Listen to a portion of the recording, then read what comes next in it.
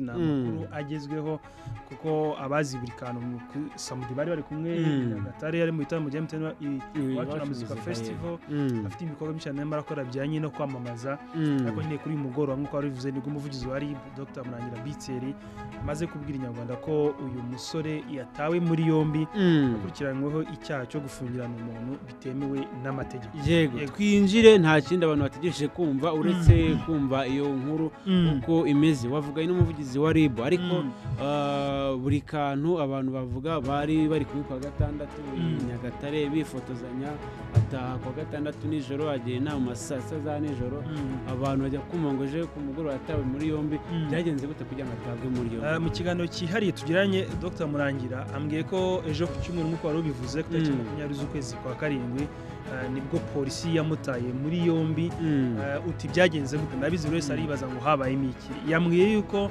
ku munsi w'ejo ku cyumweru buri kantu yatumijeho abakobwa babiri bijyanye n'ibiganiro bari bagiranye byo kugira ngo ajye abafasha gutambutsa ibiganiro kuri imiyoboro ya YouTube.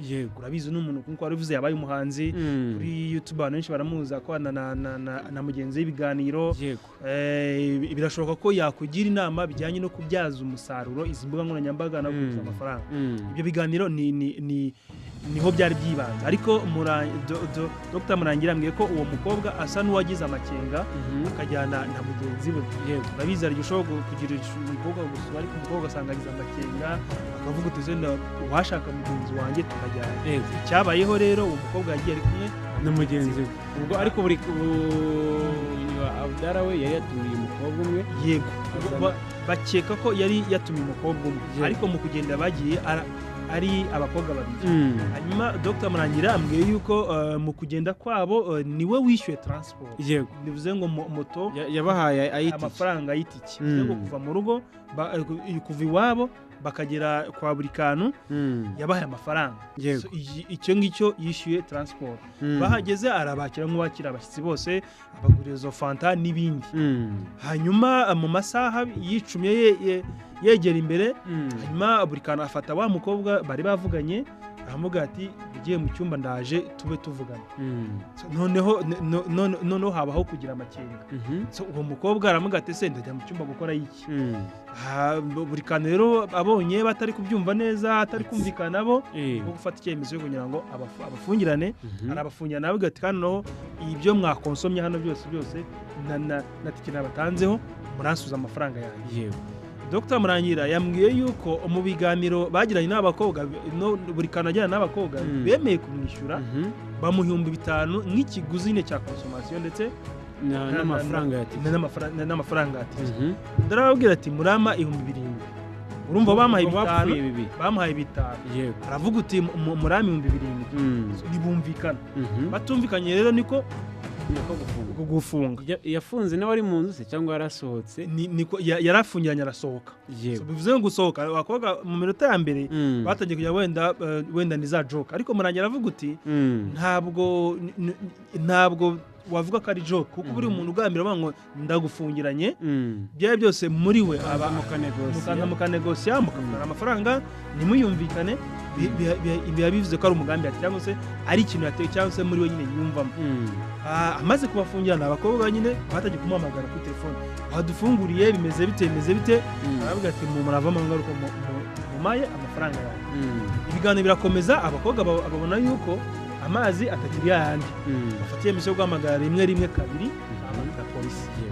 Ubwo nawe ubwo niho hano Dr yambwiye ati ibaze nyine kugira aho umukobwa afatiye imisho cyo guhamagara polisi ayirangira ahantu muri ababwira location igipangu nyine kugeza ubwo polisi je ihageze atarafungura.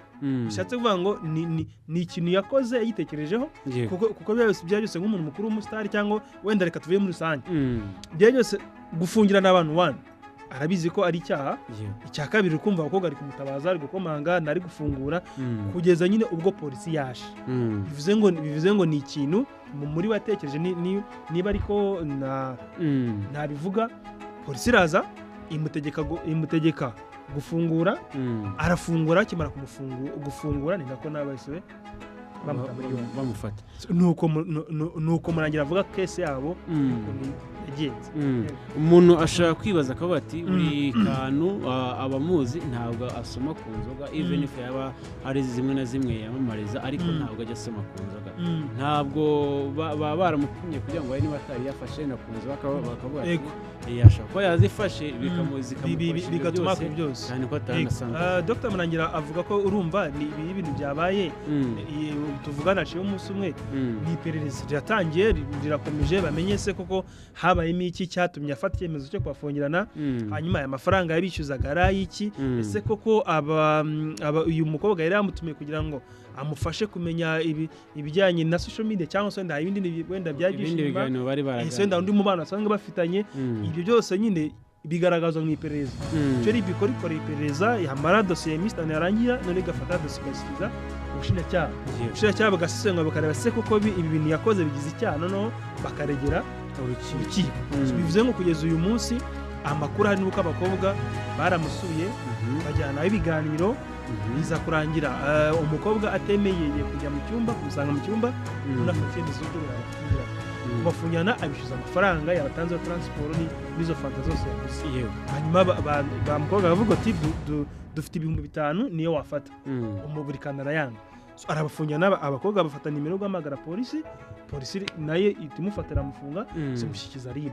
Ubu rero tuvugana nyine mu maboko ya RIB afungiye ku station ya Kinyinya. Ariko umuvugizi wa RIB aravuga uti ubutumwa agenera abantu bose muri rusange aravuga uti ntibyemewe na gato gufungirana umuntu nubwo mwamuvuta icyo mupfa kubera ko ni icyaha gihanwa n'amategeko ingingo zahari wenda mu kanya bisoma ariko noneho binarenzeho noneho ho kuba nyine usanzwe uri umuntu uzwi public figure abantu bakuzi bagakwiriye nyine kuba utanga urugero wo kwirinda kugwa mu byaha nk'ibi ngibi. Kugira ngo ingingo y'amategeko y'151 nimero 38 yo muri 2018 hari byo rivuga ko iyo ngingo y'151 ivuga ku icyaha itwarwa n'ifungiranwa ry'umuntu bitemewe n'amategeko. Umuntu wese ukoresheje ikiboko ubushukanyi cyangwa ibikangisho utwara cyangwa atuma batwara ufungirana cyangwa atuma afungirana umuntu uwo ari we wese mu buryo butemewe n'amategeko abakoze icyaha bihamijwe n'urukiko ahanishwa igifungo kitari munsi y'imyaka 5 ariko kitenze imyaka 7. Iyo wakorewe kimwe muri ibyo bikorwa bivugwa mu gika cya mbere cy'ingingo ari umwana igihano cy'igifungo kirenze imyaka 7 ariko kitenze imyaka 10. Ubwo bivuze ngo ushingiye ku byo uri gusoma urumva ko iki cyaha ni hagati y'imyaka 5 ndetse ubwo aramutse agihamijwe n'urukiko kuko kugeza akanya cyari umwere wese prezema irakorwa ariko aramutse abihamijwe n'urukiko niba ari abakobwa bagize mu gihe cy'ubukure batakiri abana ni hagati y'imyaka 5 n'irindwi ariko niba ari abana bwo munsi y'amineri kumanura hasi ubwo no kuvuga ngo azahanishwa igifungo kitari munsi y'imyaka 7 ariko kitarenze imyaka 10.